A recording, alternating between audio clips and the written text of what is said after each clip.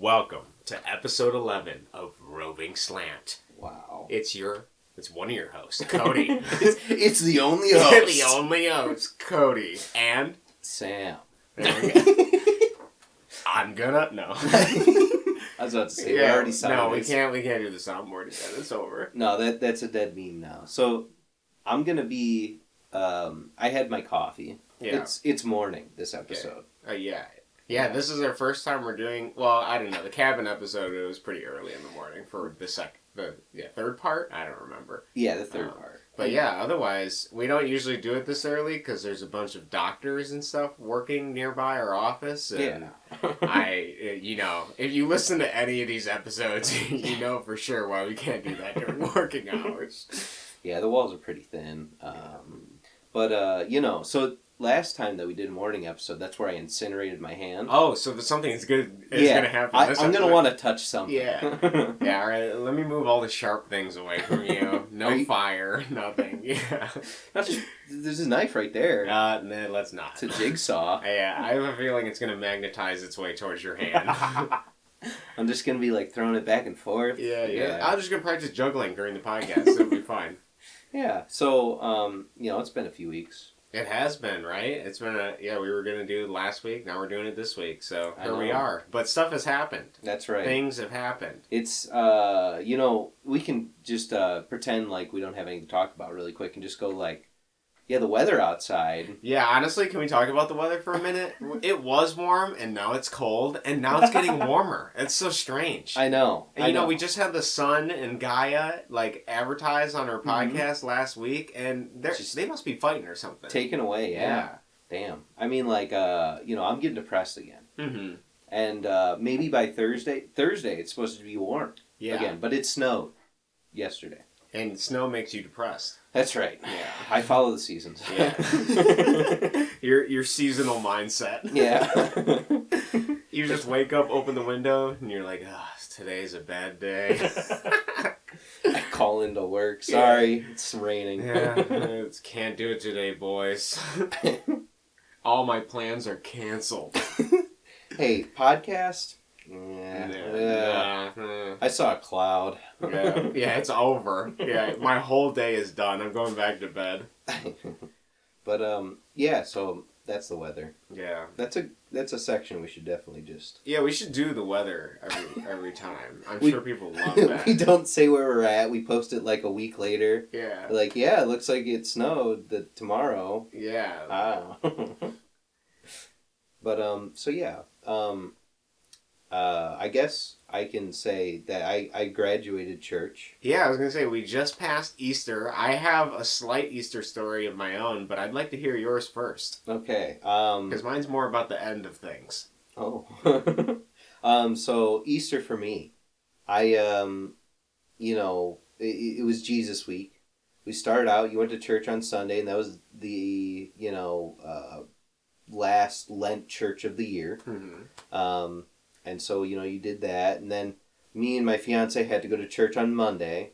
So, you go there and it was just a rehearsal for what was going to happen on Saturday. So wait, how did they rehearse you? What did you even have to do? Oh. Yeah.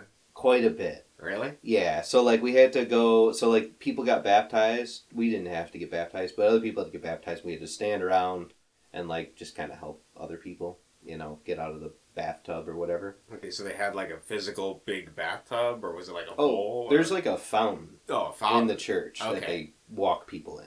Okay, and okay, weird. All yeah. Right. So they walked them in there, and then they take the priest guy, right? Yeah. He grabs the back of their head and goes "I baptize you," and as he's saying this, dunks them forcibly, just over their face and back out.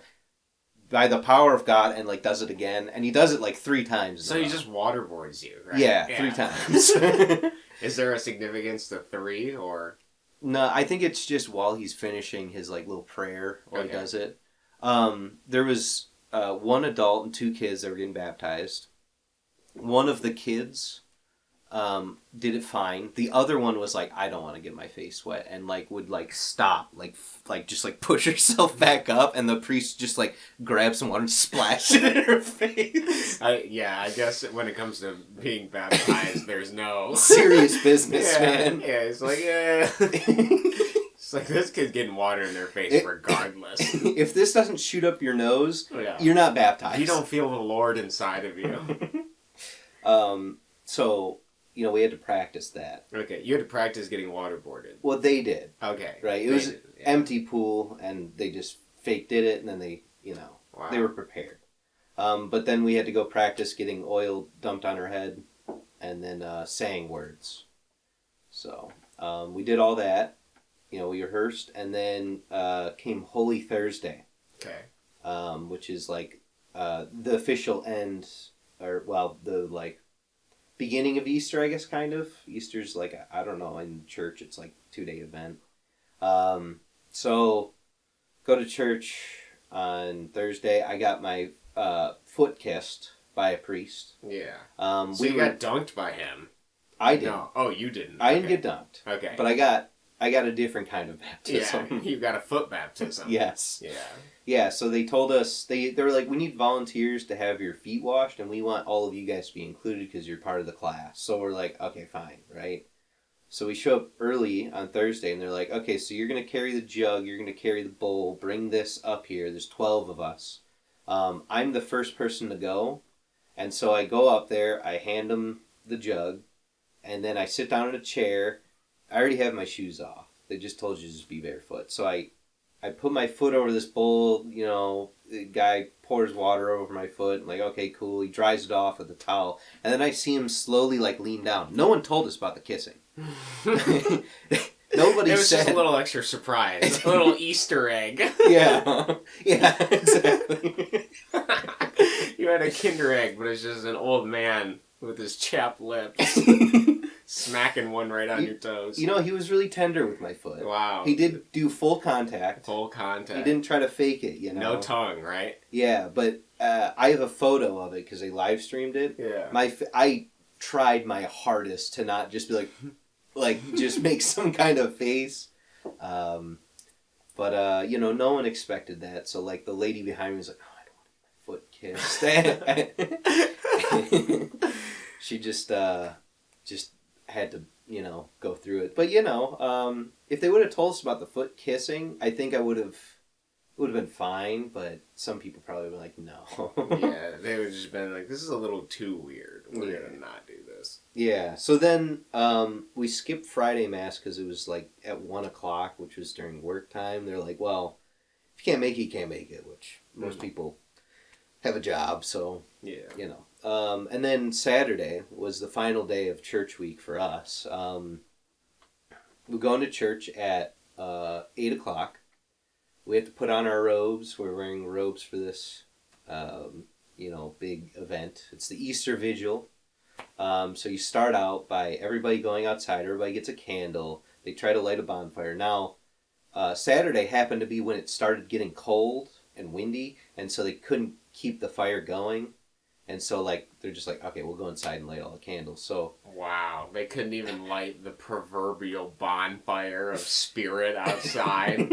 Oh my goodness. Yeah. They should just the father should have been out there with some gasoline, doused it on there, and get a pallet. Some holy water. Yeah. Yeah, then I'll give this the holy flame. Just not. Everybody's gathered around. I feel the spirit. So, yeah, we did that.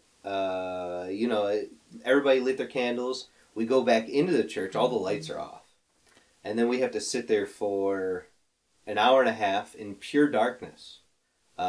Just getting read different, homilies, whatever. Scripture or something. Yeah, they just keep going. They do song.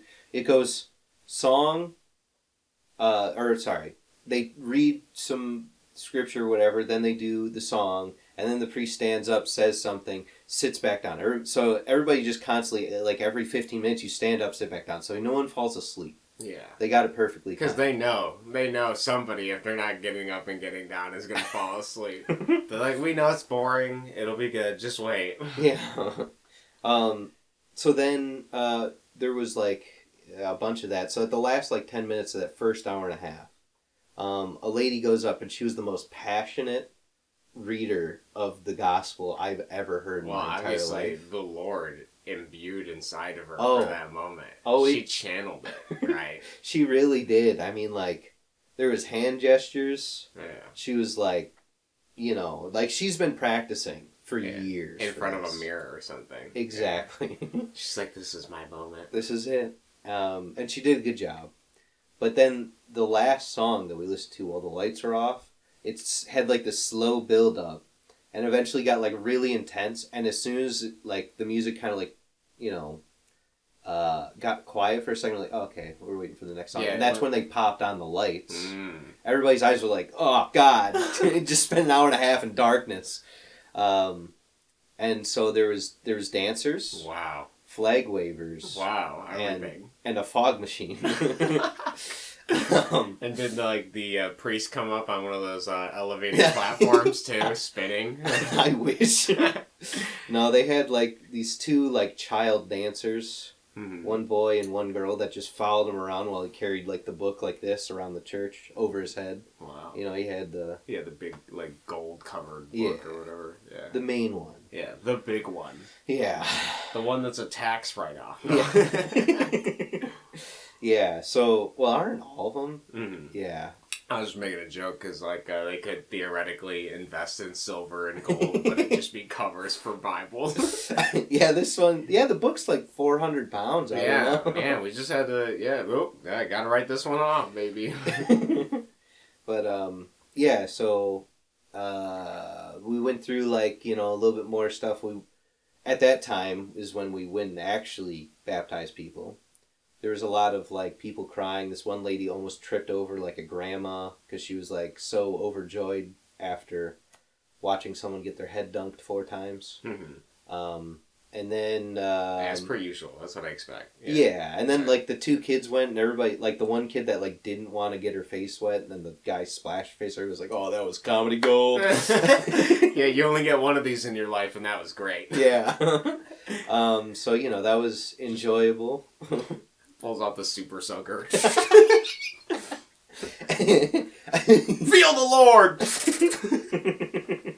Honestly, at one point we were going to have an old guy, and he was like, oh, I can't make it upstairs anymore. I was like, we'll figure it out when we get to it. Yeah, we'll get to it. But he ended up not doing it. Nobody knows where he went, so he could have just died. But who knows? Yeah, he never made it up those stairs, is what you're saying. Yeah.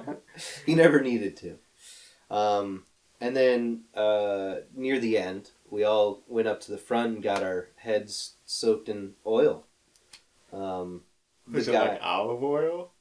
It had a scent to it. So I'm guessing it looked like olive oil, but it was like clove and flour or something scented. Yeah, it'd be like, oh, I just did this on the worm detox, bro. Yeah, I'm used to this. Can I drink some of this? Yeah.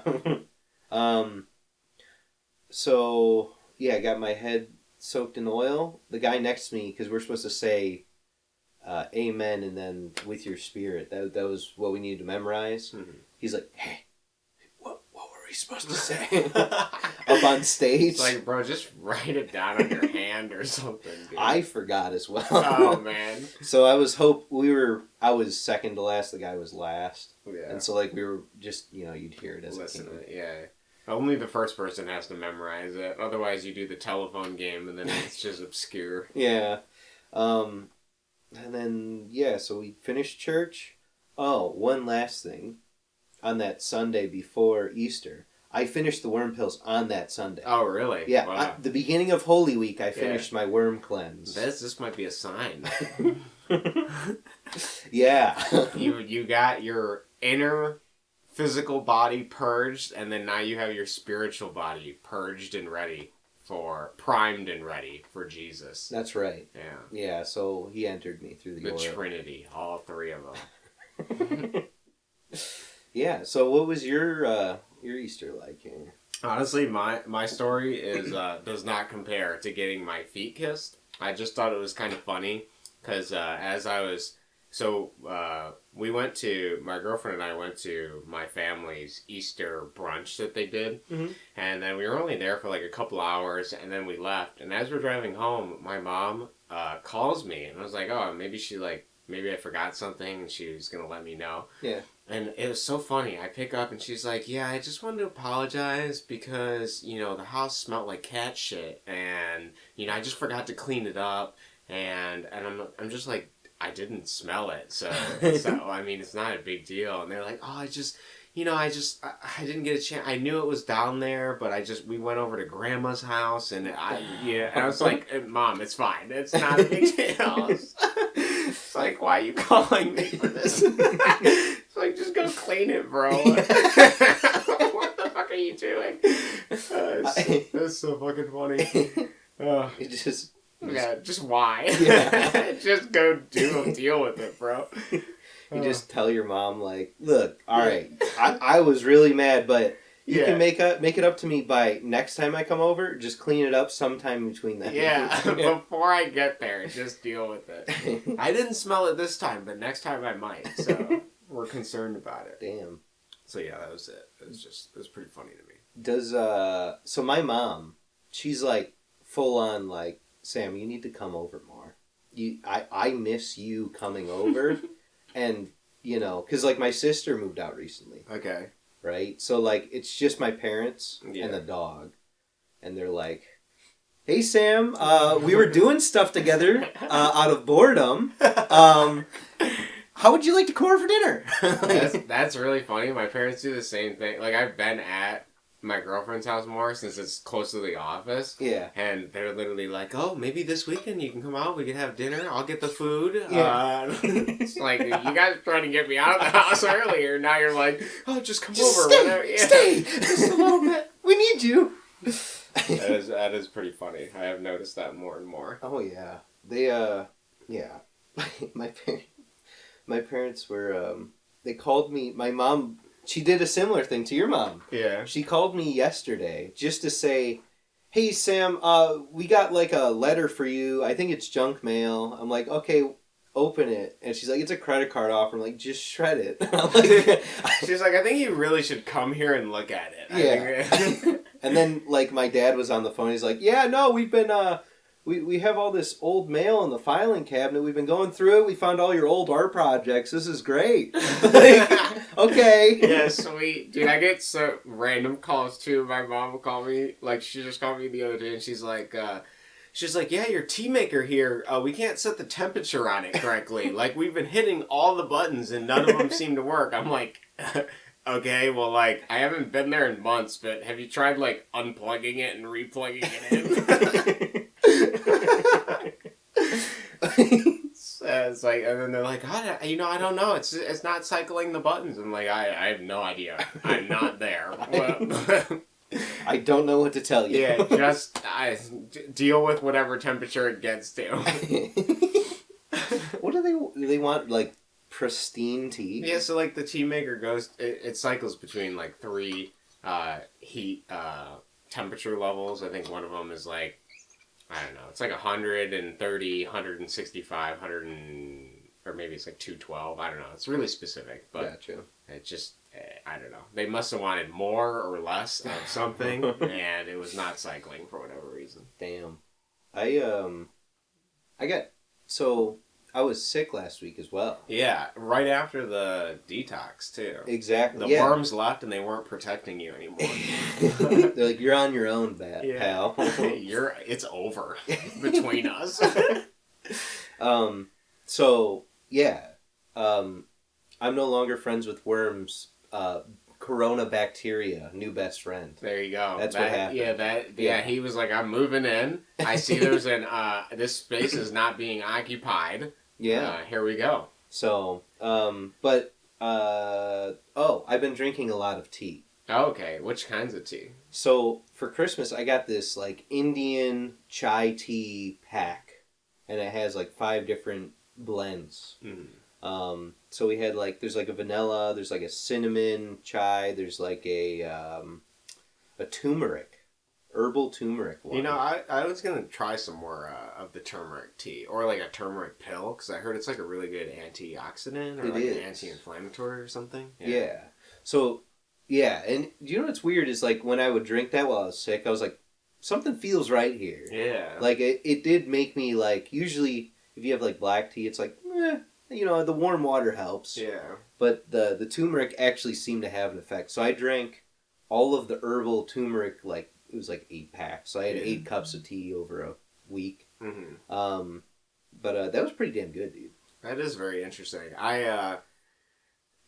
In lieu of that, I did download like a huge, it must have been like 200 gigs of books. They were just random packs, and one of them had a bunch of Chinese herbal remedy books. And some of those herbal remedies are the strangest things ever, but you know, I haven't tested them enough, and I'm sure they do work. One of them was like, oh, if you have bruises, just soak some parsley in cold water and then put it on your bruise, and it'll take the color out. I'm like, wow, this is really useful information if I beat my wife. Like, wow, this is thanks Chinese secret herbal remedies. I'm excited. Man, I'm growing a lot of parsley this year. And then one of them was like, I don't know why I remember the weird ones. I guess they just stick out to me more. One of them was like, oh, if you have vaginitis or something, they're like, what you do is you like declove a piece of garlic, but don't like cut it or puncture it at all, and then you just put it up your vagina. and then you remove it after a certain amount of time. Cured. I'm like, I don't know if that would work. I mean, maybe. I can't test it, but I can't think of anybody I know that would test it. So Yeah. as far as I know, it's definitely true. Oh man. Like vaginismus or It was like whatever. vaginitis or something. Yeah. Yeah. Okay. I don't know. Maybe sticking a clove of garlic up there does work. If anybody is listening to this podcast, when we get more than 10 viewers and one of those happens to be a girl, let us know. Once we get a girl viewer. Yeah, once we get a girl viewer. I doubt it. But if we do, just test it for us. You know, we've been doing stuff for the men. Self-improvement. Here you go, ladies. Herbal remedy. Straight from China. We have like decent advice for dudes. Like, yeah man, no fat works. And then like for ladies, like, so just get some garlic. Yeah. You know, you know, if you're a guy, you gotta take initiative. It's all about, you know, you gotta make the world work for you, doing things that improve your life, right? If you think about it like an airplane, right? An airplane's gonna go from point A to point B, but if you just change your course 1%, it's gonna be way off. You know, that's what you want. You want to change your habits 1% of the time, because as that plane goes, it's gonna veer in a direction. You're gonna be a completely different person. And then for women, we're like, yeah, you're gonna stick a clove of garlic up there. It'll really help you. Keep it nice and fresh. Might taste even better, you know. Yeah, you can still use it afterwards. Hey, honey, were you curing your vaginismus or whatever? Can I take the garlic? You took the last clove. He can't get his wife to try it, so he just starts putting cloves in all of her seats. She won't go to the doctor. She's like, why do you keep sticking everything down here? Oh my god. Yeah. You put it, you're wearing like a condom, but you put the garlic on the tip, and you're like, come on, rip. I'm gonna cure you. Oh my god. And then it crushes. Damn it. Fuck. The Chinese. So yeah, I haven't read all of them. There were some other normal ones in there, like, oh, if you have headaches, you need, like, chamomile tea mixed with all these roots and stuff like that. Pretty normal stuff, I can imagine. Yeah. Headaches is, like, whenever I was a kid, I would cure headaches by drinking Coke and eating peanut butter. So, you know. That sounds like your own secret Sam remedy. That's yeah. I'll have to try that next time I have a headache. I wonder if that would make it worse or better. Well, now that you are sugar-free. Yeah, probably worse. Probably horrible. Much worse. Oh my goodness. Caffeine, I think, was what was actually fixing it. Oh, yeah. It might have even been like a caffeine withdrawal headache or something. Well, when I was a kid, I didn't even have caffeine. So it was just like, I think... Well, you think like Coke has caffeine in it. Yeah. So. Well, I didn't drink like pop when I was a kid. Oh, okay. The only time really was like if I went to like a party or whatever. Yeah. Or like headache, you know. Interesting. It was weird. Like pop in our house was like medicine / you could have one on Sunday. And wow. It was never like a rule or anything, but that's just how it went down. Huh. So. That is very interesting. Yeah, I used to love, Squirt? Yeah. Oh, I love me a good Squirt. Big fan of Squirt. Oh, yeah. Man, I don't think I ever liked Squirt. I was always like a Coke person, and then later in life I was like a root beer person, and then now I'm a no pop person. Yeah. So. It's good. It's great. Yeah. Oh, man. Speaking of things that are great for you, so I did reach I'm on day 36 of NoFap, I have to mention. And you know what? I already feel like my brain is healing significantly from the whole process. And I did have a night emission several days ago, but I can't remember what the dream was other than it involved like, God, it was like a fax machine and like robots or something. That's all I remember. I remember like waking up, I was laying on my back, right? Because what they tell you to do is like, to make sure you don't have wet dreams, you lay on your back, you wear like comfortable, like open underwear that's like more free, and that so you don't have any constriction. You don't have a full bladder because that can cause it as well. And then you also don't think any like lustful thoughts that night. And I had none of those things, and I still I soaked my whole thing. The camel hair underwear completely. Reference to our last episode. Yeah. He didn't laugh, so I had to explain it. So yeah, I woke up, and then my girlfriend was still up. It was probably like 3 a.m. or something. And then I just get up, and she's like, "What are you doing?" And I was like, "I just drenched myself." She's like, "You didn't even move." I was like, "Yeah, it's like peeing yourself at night. That's what it feels like." And then I just immediately, changed my underwear, rolled over, and fell asleep. And I guess last time I had, God, I don't remember what it was. I was in, like, a daze, like, a long time ago when it had happened. And I had told her, like, oh, I definitely, it's, like, everywhere. I was like, do you want to smell it? And so this time, I had got off the bed, and she was like, I don't want to smell it. She just preemptively told me, she was like, I don't. I was like, dude, this is, like, 35 days. Like, I'm, like, in wax dark territory, bro. I was like, dude, we can make a candle out of this shit. I'm telling you. Oh, man. But yeah, I have to say, all joking aside and immature wet dream story aside, I definitely feel the effect of finally having that more in the background, And in fact, I'm getting more annoyed with how promiscuous I see everything on TV and everything is. Yeah. It just feels like everybody's trying to manipulate men into jerking off, basically. Mm-hmm. And now that I've channeled so much hatred towards it, and I am finally able to wrestle this. I think the best way to equate testosterone is sort of like fire. Mm-hmm. I mean, if you don't waste it, I mean, you spend all this time like trying to get rid of anxiety and wasting it, then you can actually use the fire for something productive. Yeah. And I definitely find that, although I still struggle with focus, I think that's something I have to train to like work on. I think that I'm getting a lot better at being able to do the things that I want to do, and have the motivation to do them. So.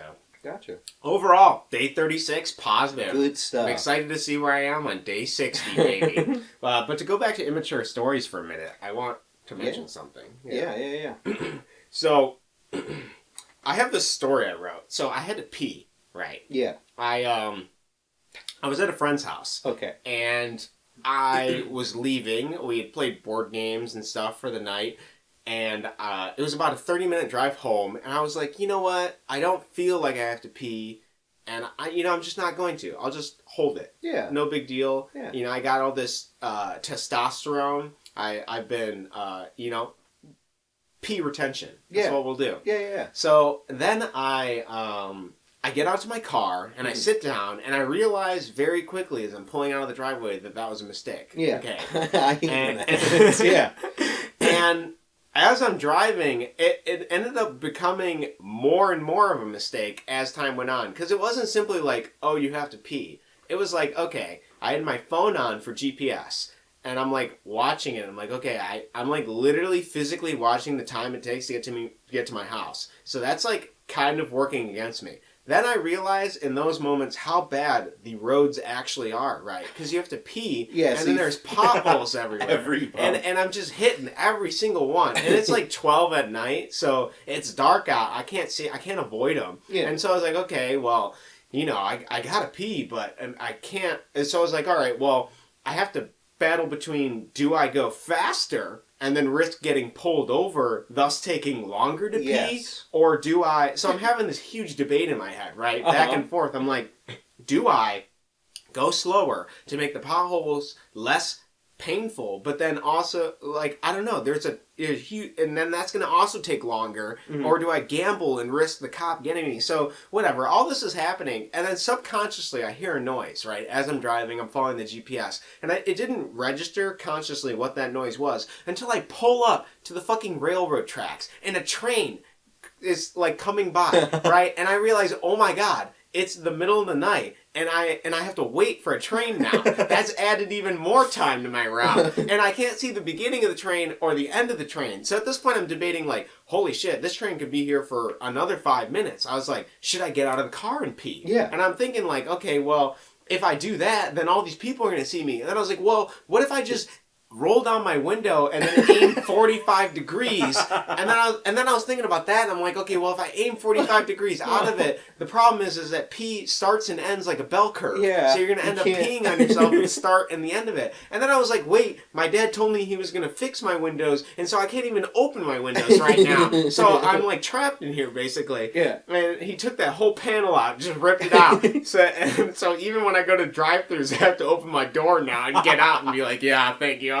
So I'm sitting there, the train's going by, and I'm like, oh my God. And then I'm having this other debate of debating whether, like, well, maybe I'll just pee into my water bottle, right? Maybe I'll just dump it out. And then I was thinking, like, okay, well, I have so much pee in here that it's going to shoot back right at me, right? Like, the water bottle is not big enough to contain the sheer amount of pressure that's building up like a rock in my bladder right now.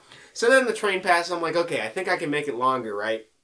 And then a new unfounded fear appears. Deer are trying to block me. Okay, they literally manifest in front of me, and I have to stop kind of abruptly. And I'm sitting there thinking, like, oh my God, if I have to stop abruptly again, I'm just gonna piss myself, right? And then I'm thinking, like, oh my goodness, I also eat a lot of asparagus, so I can't just pee myself, right? My car's gonna smell like shit for fucking months. I was like, it smells so bad when you eat asparagus, you could probably just mark territory with it, and no one would ever go near it. So I'm like, so now I have to drive slower, right? Because I don't want to abruptly stop and then end up having to, either hit deer, pee myself, or a combination of both, or any of the other animals, woodland creatures that decide to come out in the night. God. So now I'm turning into like a schizophrenic, where I'm like blinking my brights on and off, like literally every moment, like a car is far enough away, just to see if I can see any glowing eyes in the distance on the sides of the roads and all this stuff. And I'm still driving home, and then every light, it turns red as per usual, right? You always you're like, please, this moment I just need greens, and you only get reds. I'm stopping all this time, and then finally, as I'm in the home stretch to my house, I finally understood for the first time in my life what all these feminists talk about when they talk about the patriarchy, right? Because everything I saw turned into a phallic object. It wasn't just like, literally the only thing on my mind was penises, right? Yeah. And I could understand the oppression, right? I could understand the whole world is phallic-centric, right? Every tree was a piece of wood that was radiating urination everywhere. Every single fire hydrant, it was just stored up bladders of pee just waiting to be completely, like, every pole, everything. And it just turned into a penis. So I finally understood what it was like to be a feminist. And then I get home into the driveway, and I thought, man, this story is so funny that I'm going to hold it longer while I write it down, right? Because I'm thinking, like, I got to be in the moment, right? I got to write it down as I'm feeling it. Because otherwise, I'm not going to remember it, right? I'm not going to remember it feels like a rock. I'm not going to remember the anxiety, the, like, gambling, the, like, Faustian bargains I'm trying to do with the devil just to make sure I don't piss this asparagus piss in my car and have to spend 5 weeks airing it out with some sort of, like, osmosis atmosphere cleaner. Like, I don't know, dude. What? Bleach my whole thing, make my car seats black to white, whatever.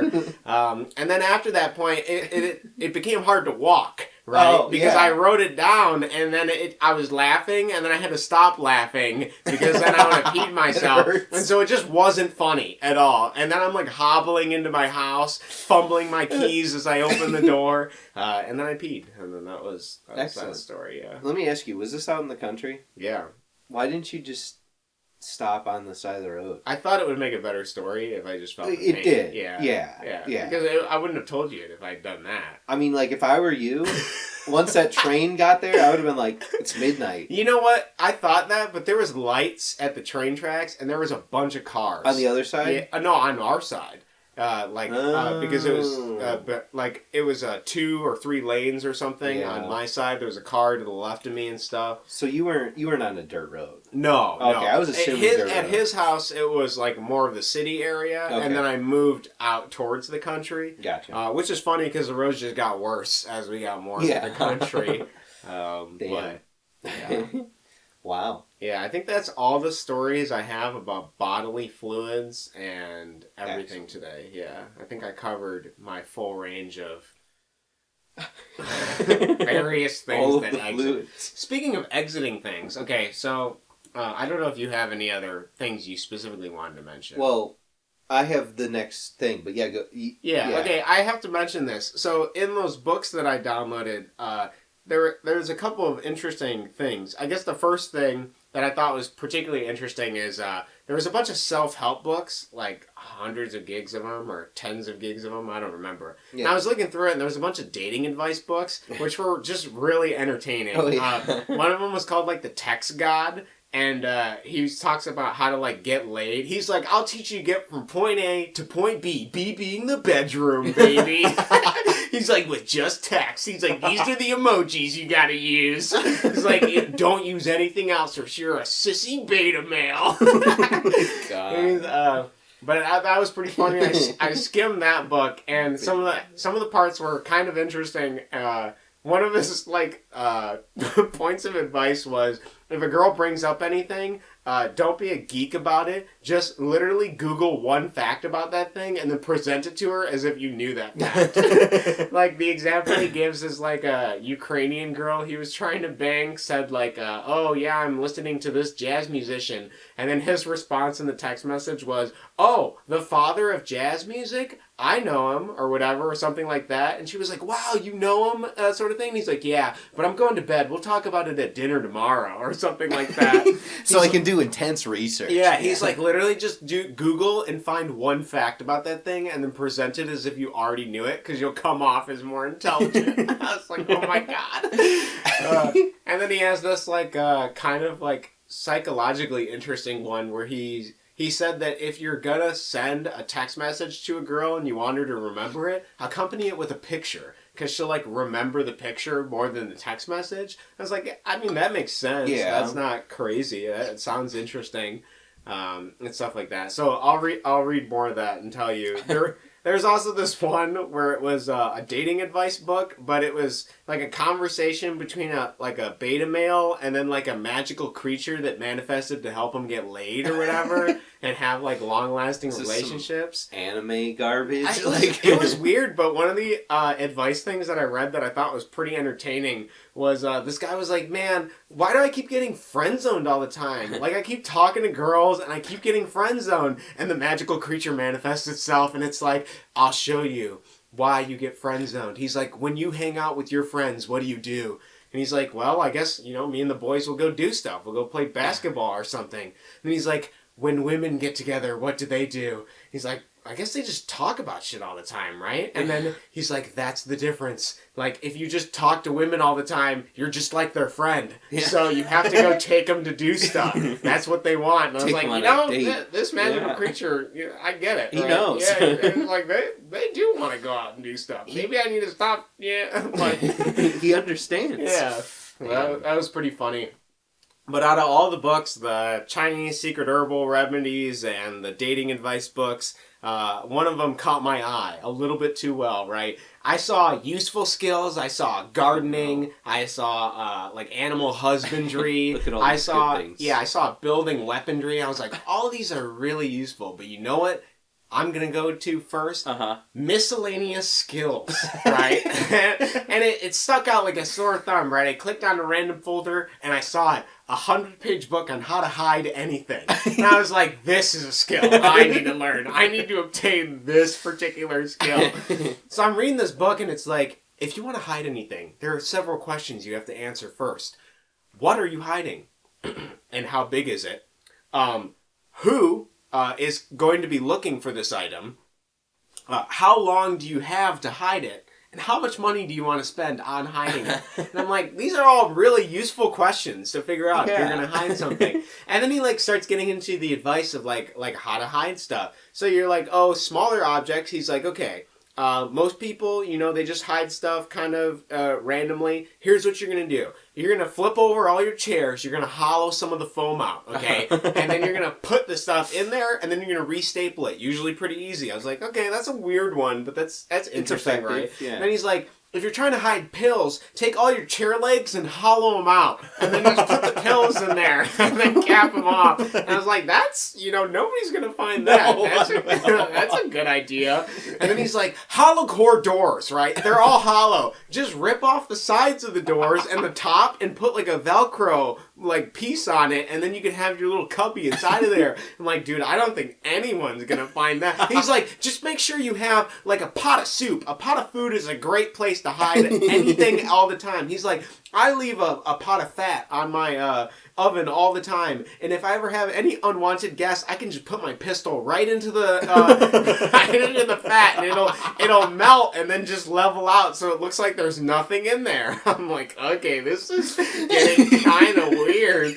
And he's like, and then books, right? People love those hollowed books. Okay, he's like, that's sissy gay people use the book. He's like, if you're gonna do the book, here's how you do it. You get a big book with a bunch of thin pages, right? And then somewhere in the middle, about an inch wide, you cut out the square, and then you take the item inside the book. Because most people, they're only gonna thumb through the book. They're not gonna see all through the book. And if it's just in one section of the book, it's less likely they find it. And you tape the item inside of there, because most of the time people flip the books upside down, fan the pages, stuff falls out. Yeah. Right? So this time it doesn't. I was like, this guy's got some pretty... And then he's like, so now you gotta hide shotguns in your house. He's like, how are you going to hide a shotgun, right? It's pretty big. You're going to need space for that. And he's like, so basically you're going to create a false pipe underneath your sink. And you're just going to attach it to the sink, and it's going to look like a real pipe, but it's not. It's holding your shotgun.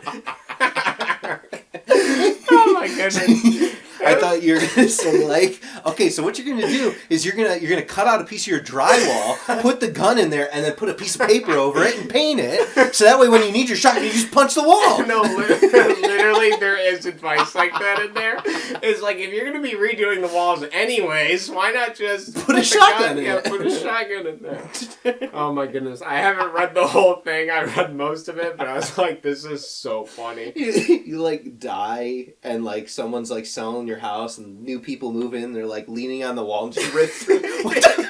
There's grenades in here. Somebody's which is the hot water pipe and which is the cold water pipe? What's this third pipe? And then they pull it out, shotgun fires off. Like, oh shit. They also talk about false bottom drawers. It's actually really easy. You just take match boxes or whatever, and then you put a false bottom on top of the match boxes and whatever. So as long as they don't tip over the thing, it's fine. And then you talked about some convoluted stuff of using magnets to make sure it's held in place in case they tip it over and stuff like that, and whatever. Yeah. But That was Jesus. really funny to me, and it's a useful miscellaneous skill. I mean, it's useless until I hide something, but when I need to hide something, it's gonna be very. You already useful. have it. Yeah. I'm ready. I'm gonna hollow all my chair legs out. Well, now that you announced it, is it really a hiding spot? Yeah, so that's what I wonder too about the fact that like he made this book, right? And in the opening lines, he's like in an increasing world where your privacy is at stake and the government just wants any excuse to come in your house and look through your shit. He's like, I'm gonna teach you how to hide stuff. And then I'm sitting there thinking about it. I'm like, well, you published this book, so all they gotta do is fucking read the book, and they're gonna know where all the shit is. Oh, hey, guys, just push on the wall so there might be paper. Maybe, like, the fundamentals of hiding, but without telling the hiding places? Yeah. I don't know. We're gonna have to, if anything, having a new book every, like, 5 years is what you need to do, right? Yeah. Because then they're gonna have to keep up by buying your book, and the feds are gonna have to buy the book. So you're gonna at least have guaranteed sales from the feds. Did he, at any point, just go, like, hide it in plain sight? No, I didn't see it. I did not see anything. Like, the last thing I read was like, oh, just random food containers. You're going to repurpose them and put your shit in there. Perfect. And he's like, you're going to relabel them with the food. Just leave them in your fridge and your cupboard and your pantry. I'm like, I mean, I guess you could put, some bullets in the Spam can or something. Whatever. Do you need to hide your Glock? How about a loaf of bread? Yeah, get one of those vegan types that literally never go bad because it's not real bread. Hollow it out. Put it in the sun until it gets hard. And then hollow it out with a fucking saw. Oh my god. Yeah. And the feds come over, they're like, yeah, we have a warrant to search. And he's like, would you like a sandwich? Like, where'd he get that gun? We checked all his pipes. Yeah, every pipe. I knocked on all the walls. You didn't check my gutters, you filthy feds. Yeah. Would you like to sit down in this chair? It feels a little light. Is there enough padding in here? So what I was thinking while you were in your car is I began The Power of Now. Something that you said that I would do in 5 years. I've now done in a few months. Wow, you're here. I'm nowing. You're nowing. I've only gotten through the first chapter so far. Okay. I am doing the audiobook, which what's the author? Eckhart Tolle. Eckhart Tolle. Yeah, so he's reading it. He's like German or something? Yeah, I don't know. I read it myself because he looked like he had an accent. He does, but it's understandable. Okay. And what I like about like when someone does their own audiobook, they always add junk. Yeah. So like he'll have like random segments of other stuff, which is pretty cool. So I got through chapter 1, and I was telling my fiance about this, okay?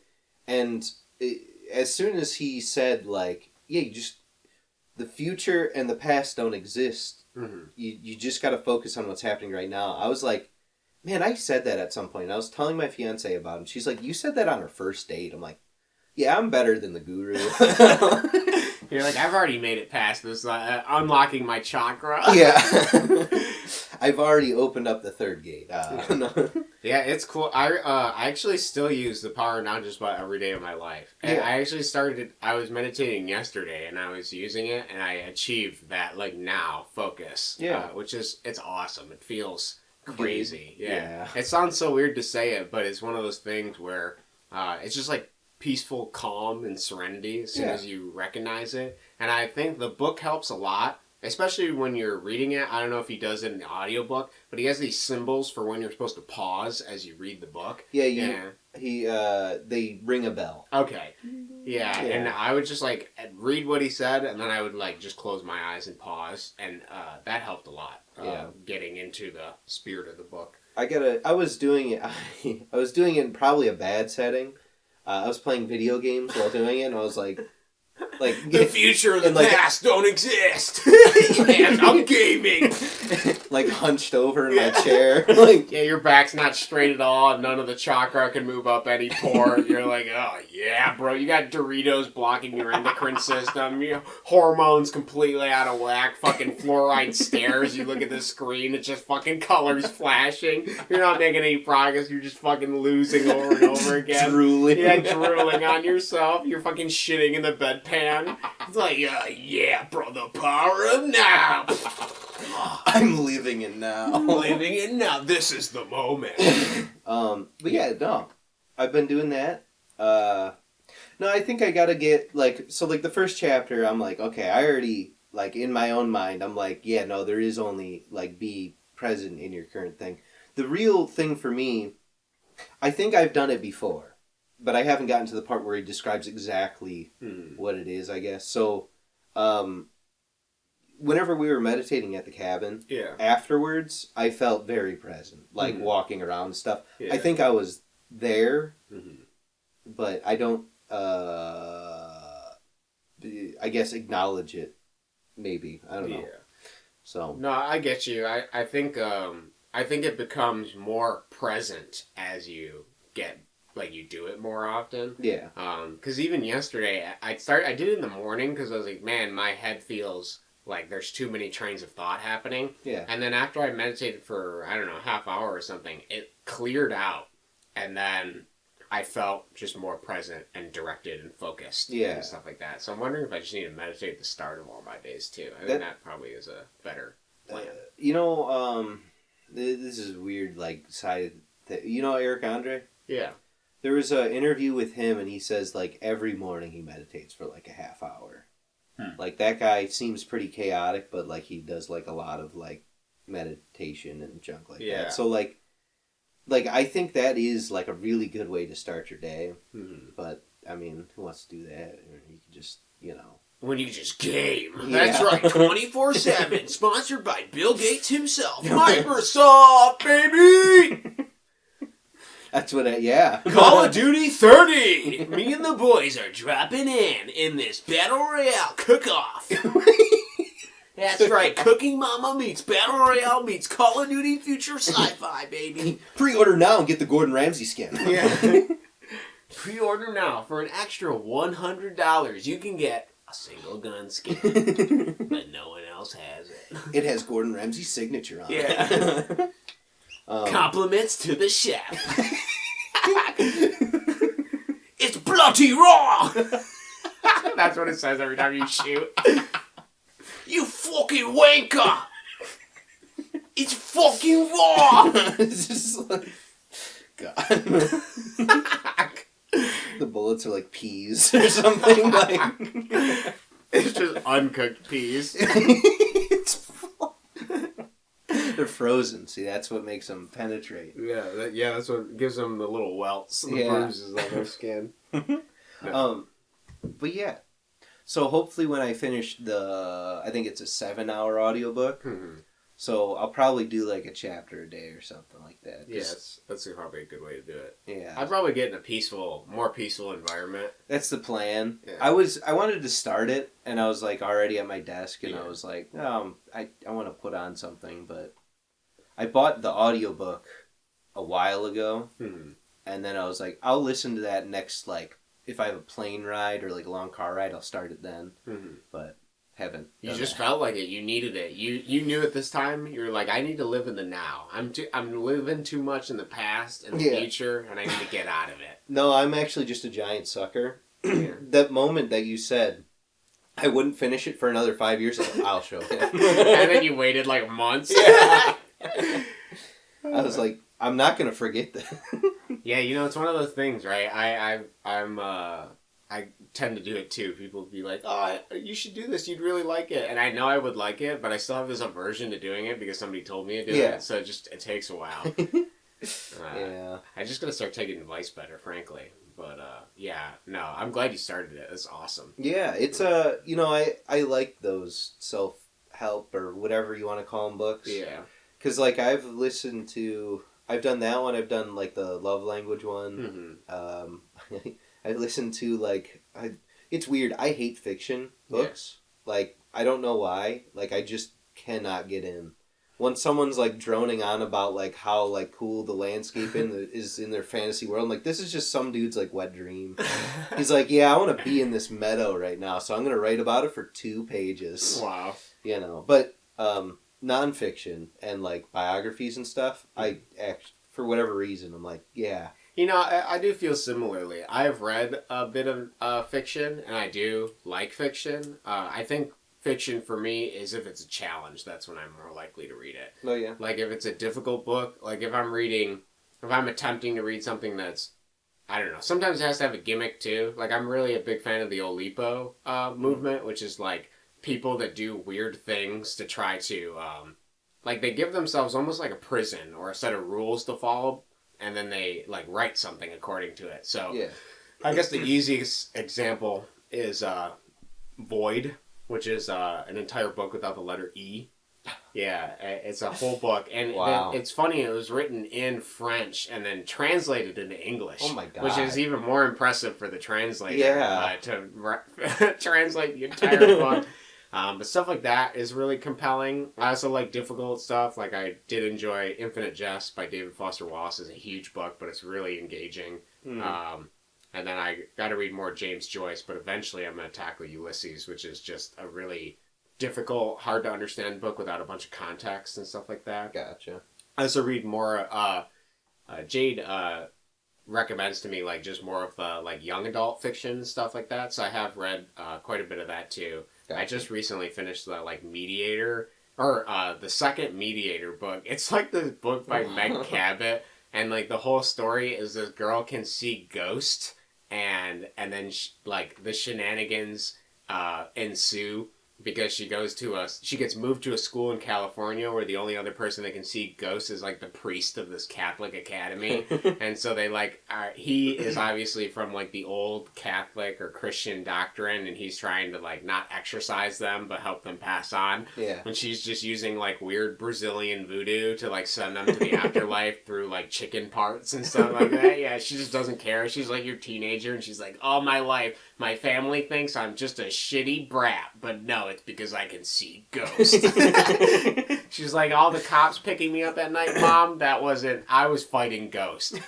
And like, it's weird because she can punch ghosts and stuff too. I don't know. It's weird. And then there's a ghost that's haunting her room, and it's a hot guy. Oh, yeah. So she doesn't want to exercise that. Yeah, well, no, she doesn't. She doesn't want Jesse to pass over at all. It's he's like, please kill me. No, he's like whatever. They are like awkward. So she's only heard about his history from some like. She has a brainiac stepbrother who like researches everything. He's like the eponymous like smart kid archetype or whatever, and he looked up into the history of like the ghost inhabiting for her, and it was some romantic relationship where back when this house was a tavern, he got shot. I don't know, whatever. He's a hot dude and he's built, and I think at some point in some book they're gonna make out. That's what I'm waiting for. Wow. Yeah. But usually I prefer nonfiction. Yeah. Anything about math, science, psychology, neuroplasticity, self-help, religion, all those. Yeah, self-help and just like I think like for me, right? It's all about like, can I see the like if it's anything about brains, really, that's about it. Like if it's about like some kind of brain, like, oh hey, everybody thinks this way until they do this. I'm like, oh yeah. Yeah, okay. Yeah. I like that. Yeah, brain learning about the brain. Ooga booga. Yeah. I'm a fan. That's right. Ooga bunga. I think I appreciate most when I read, and there are examples of fiction, really well-written fiction, that can impart on you similar lessons. Yeah. I mean, it's sort of like even when you read stories out of like the Bible or the fables, like Aesop's fables and stuff. Yeah. It's like you can learn skills through those parables, and you can view the theme and it can become personal for you, and almost where it would be an anecdote for somebody else, you can feel the power and understand what they're trying to say. Yeah. They just articulated it in a way that was a narrative rather than just a plain line. Gotcha. But I I see value in both, and I see value in both ways of telling, but I also am just more of a nonfiction person myself. Yeah. So I agree. But at some point, I'm going to write a book, bro. Yeah. You better be ready. I'm going to write a self-help book is what I think. I was going to say we should write a book together. Yeah. Oh, even better. Yeah, for the podcast. Exactly. That's great. And then we go to like, you go to like a, I don't know if we could go to the bookstore or something, wherever there's one of those and do like a signing, and no one would show up. Oh my god, that is a great idea. We could do a podcast on the signing. Oh my god, with no one showing up. Yeah, we would have to like get someone. We would have to get whoever owns the bookstore in on it. Yeah. Right, and then be like, we do this podcast. We're releasing a book. No one's gonna buy it. Yeah. But we're gonna sit here and do a podcast while signing books. That's a really good idea. I feel there's got to be a bookstore that gets really low traffic in an obscure area, and they just have like Mondays. For 2 hours, just an open slot where no one comes in. There is a town that we live in that has a bookstore. Yeah, that's true. Maybe we'll ask them. They sell more Dungeons and Dragons stuff than actual books. There you go. So yeah, that would be good. Yeah, that's a good idea. We're going to do that. And then we can just Amazon self-publish all of them and just have actual physical copies of everything there. We would probably only get like 100 physical copies just for that library, and then everything else is just digital. Yeah. We could even go to each library and be like, you need to stock this book. Hey, can I interest you in selling this book? Yeah, this is hot off the press.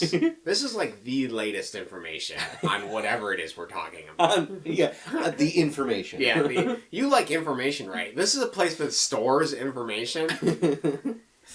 Damn. Speaking of information. Yeah. My grandpa, I went and visited him not while I was sick, so the week before that. Yeah. And like I always just go and visit him. I bring him a coffee. Mm-hmm. He always wants a small coffee with half a cream, not even a full cream. Yeah. You should go to the place with the topless girls, take a picture of the girl serving the coffee, and then give that to him with the coffee. Even better, I'll just bring him down to his car. I'll drive him. He's in a wheelchair, so I'll bring him into the car, and then we'll go drive, a half hour. Be like, Grandpa, I got this great coffee place I just tried. He said, you're going to love it. Yeah, no, he would, that would be interesting for him. You should do that. I want to know what happens. No, he doesn't want to leave the house. Last time we, there's two places. He goes to physical therapy, and the other place is he goes to Big Boy after physical therapy. Okay. So he'll go to Big Boy. He loves Big Boy. He knows all the waitresses there. He knows exactly what to order. I brought him to a restaurant once, and he was like, just out of his element. He's like, this is not where I belong. This isn't Big Boy. He's like, what's even on the menu? I'm like, Grandpa, just order the eggs or the senior special. He's like, I'll do the senior special. Good. It's the same that you get at Big Boy. Yeah, they ask questions. He's like, this isn't my routine. I've had a habit of going to Big Boy. Exactly. Yeah. So anyways, I went and visited him. Yeah. And so my goal, because he's getting older, right? He likes reminiscing about when he was a young boy, as any old person does. Mm-hmm. And he was telling me this time about when he was a newspaper delivery boy. Wow. Okay. Yeah. He was 14. Okay. And he was working, in like a little, it was like a subdivision back a long time ago. I've been to the house because my great-grandma lived in it whenever she was still alive. And there was 2 trailer parks nearby, right? And so he was in charge of delivering newspapers to all those trailer parks and his one street.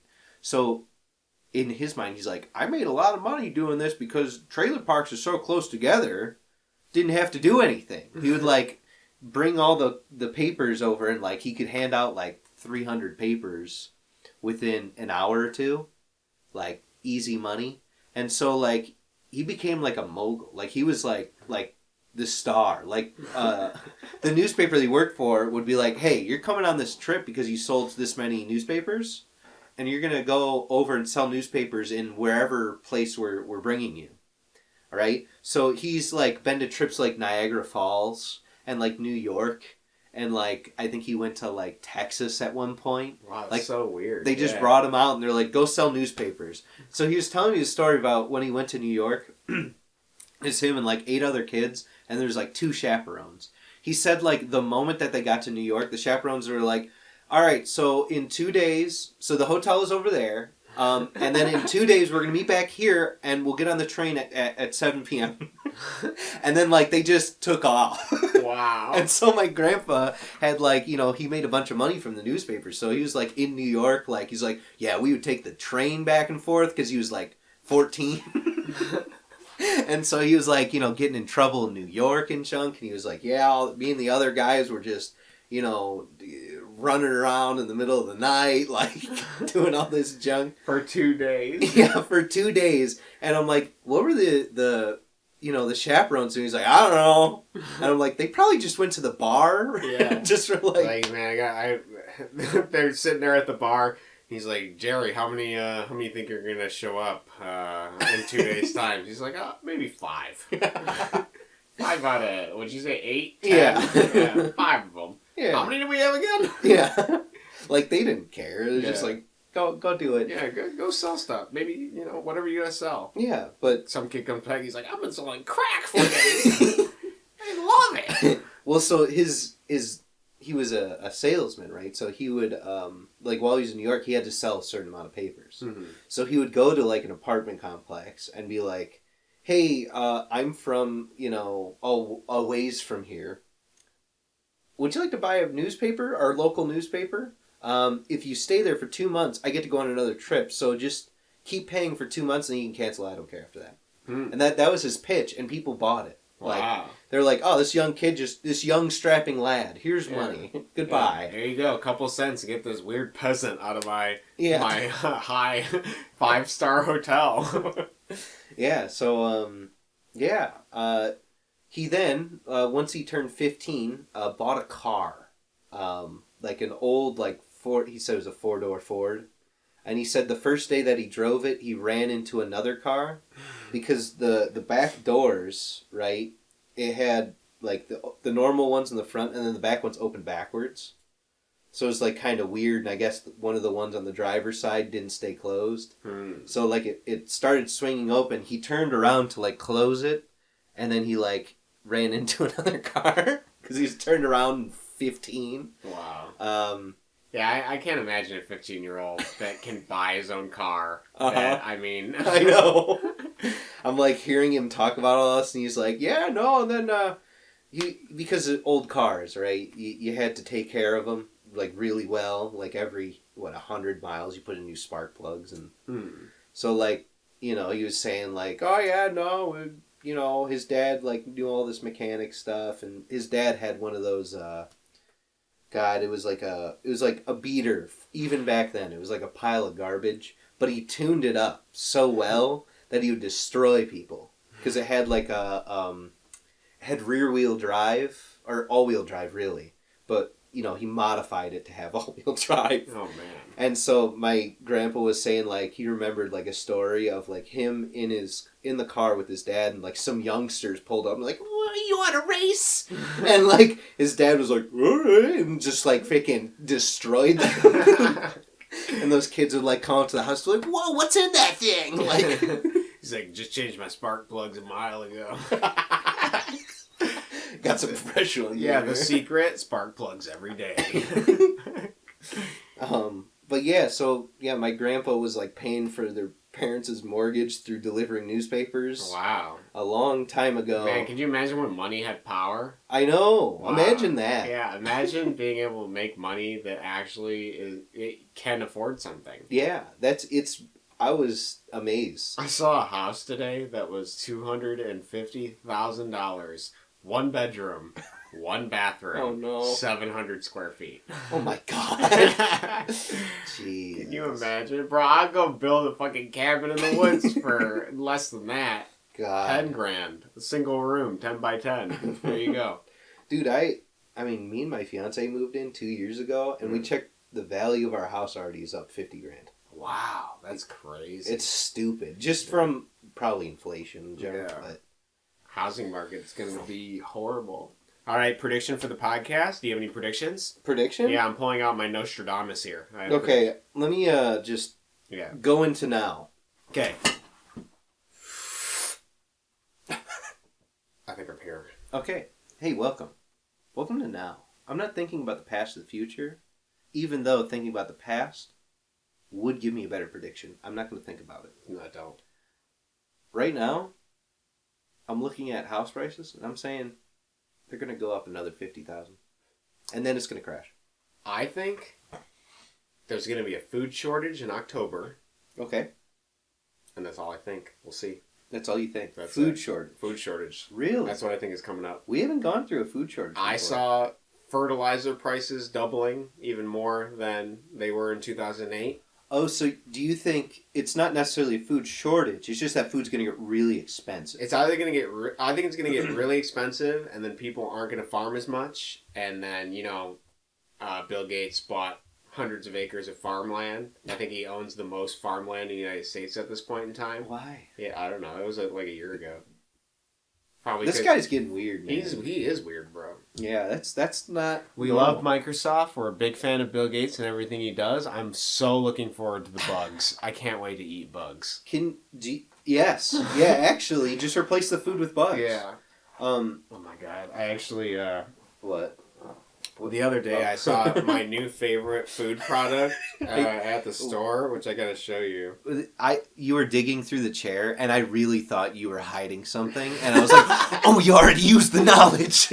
Alright, so you're gonna love this. I went to the store, and we were gonna get eggs, and then I saw something that is amazing. It's called Just Egg. Okay, but the irony is that it's not eggs. Oh it's made from plants. Oh, God. So let me go ahead and read you. It says Just Egg. I just want to read you what is in this egg. Yeah. Okay? So this is Just Egg. Water, mung bean protein isolate, expeller pressed canola oil, contains less than 2% of dehydrated onion, gel and gum, carrot extracts, natural flavors, turmeric extractives, potassium citrate, salt, soy lectin, lecithin, sugar, tapioca syrup solids, tetrasodium pyrophosphate, transglutaminase, niacin as a preservative, contains soy. And the best part is that it's made in a facility that processes egg. Like, bro, just fucking stock the eggs, you idiots. Who is that for? Vegans? Honestly, I don't know, because at the end of the day, all an egg is an unfertilized egg, right? Yeah. It's not like you're killing an animal. Like, chickens naturally lay eggs. Yeah, I think the argument for, people who are, vegan and stuff, they're mistreating the chickens. Yeah. Which, maybe... If you want our vegan argument, you can see the end of episode, 7. I ranted somewhere about, in there. that chicken. Yeah, simulant. Simulant chicken nugs. Oh, man. Damn. So I have... There's one more subject, and it might be a big subject. Who knows? Okay, we'll see. I just ended immediately. Yeah. Like, well, that's cool. I got some other thing. You just go and then I saw hash browns. Yeah. And look at the ingredients of hash brown. Yeah. This is weird. Simulant hash brown. These people don't even eat potatoes anymore. They said that the eyes of the potatoes, that's actually a living thing. Yeah, it always, they root outwards, and so that's living. Just like living things, bro. That's right. Yeah. So they just took chemicals out of the air. They took smog from California and just bottled it. Yeah. And now you can eat that as hash browns. There you go. That's all you need, bro. Yeah, they just compacted it into a potato shape. It's just like McDonald's chicken nuggets where there's only 4 shape presses. Yeah. They got the boot.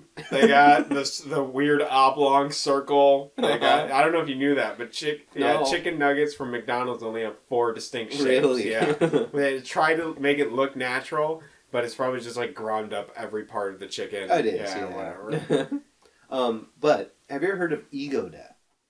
Yes, I have. I've heard that it typically happens with when people take drugs. Yes. Yeah. Yeah. So, anyways, I took drugs. Okay.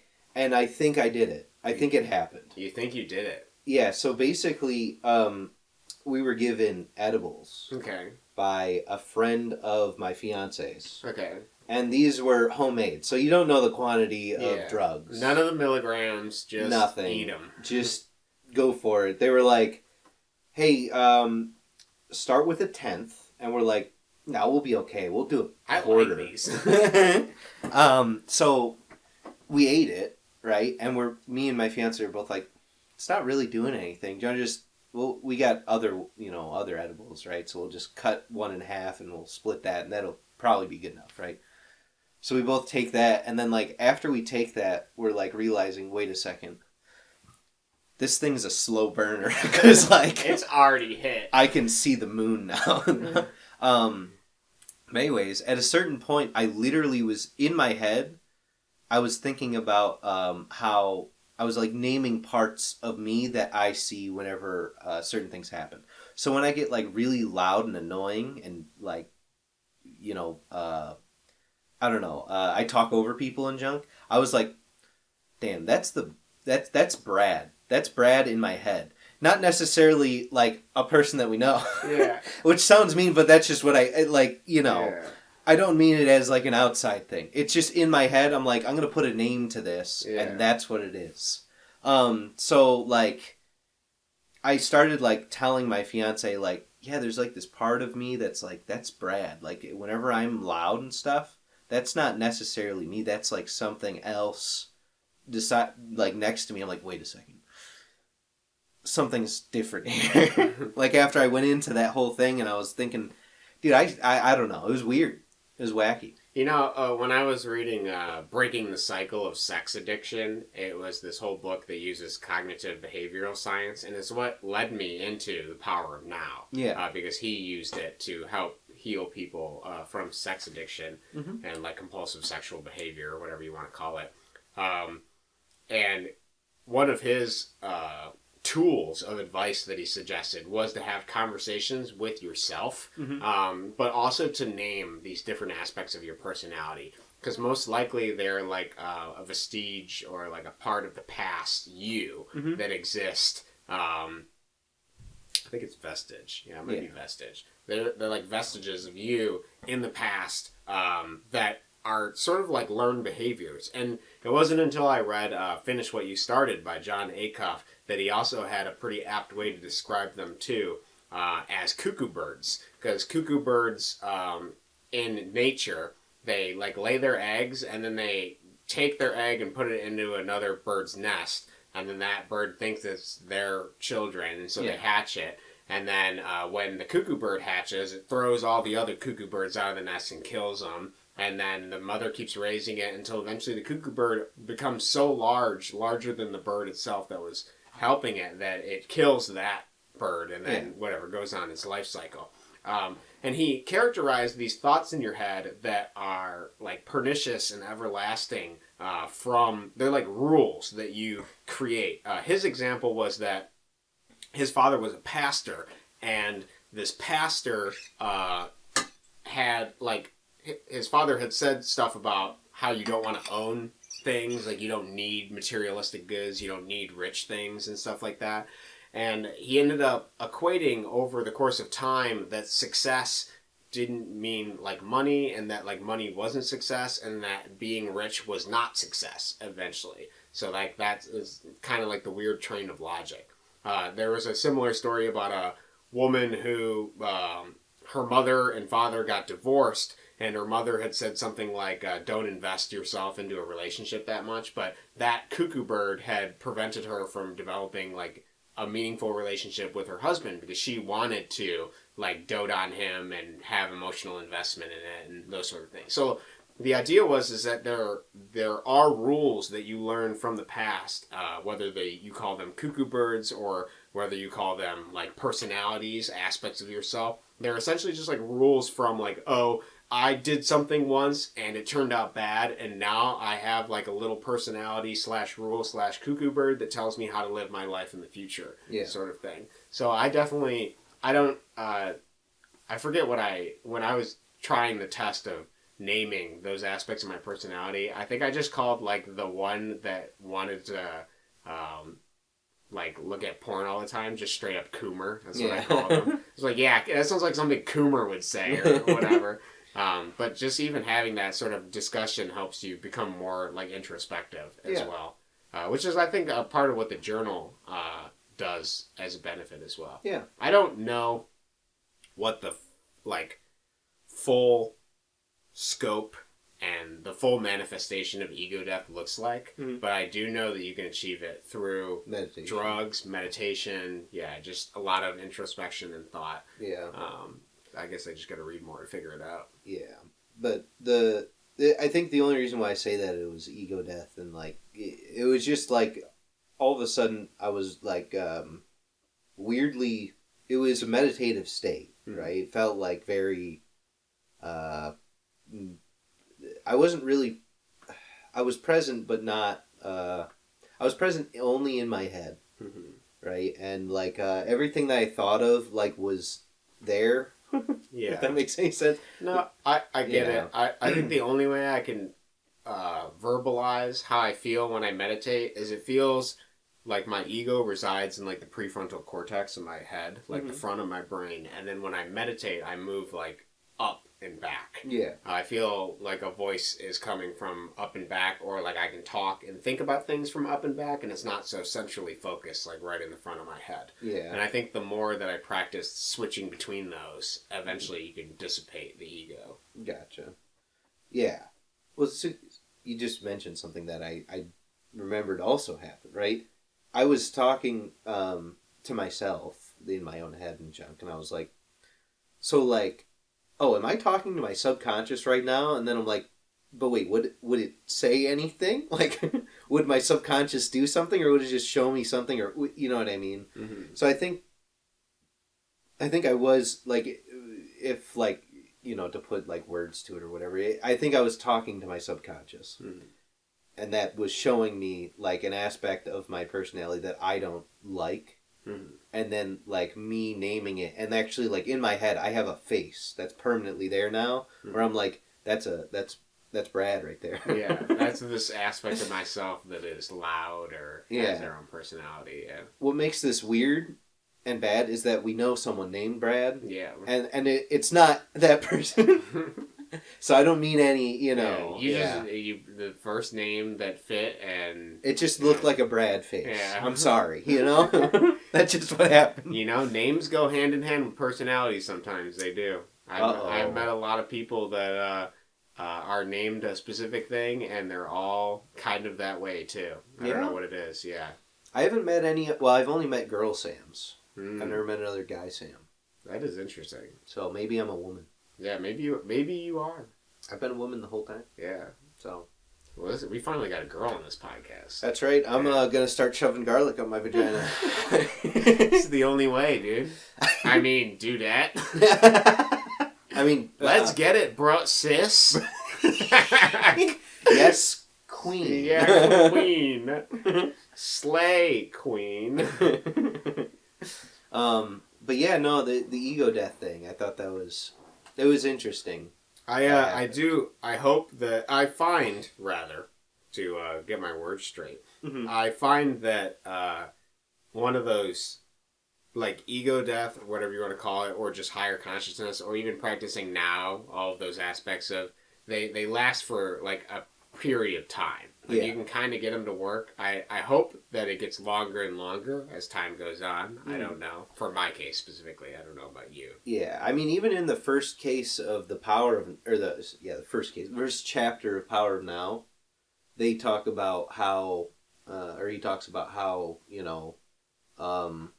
just every day, just be present in like what you're doing, like walking upstairs, like think about how it feels to walk up the stairs, and each step kind of like go like, that's how the carpet feels, this is how the railing feels, I'm seeing blue wall, all that junk.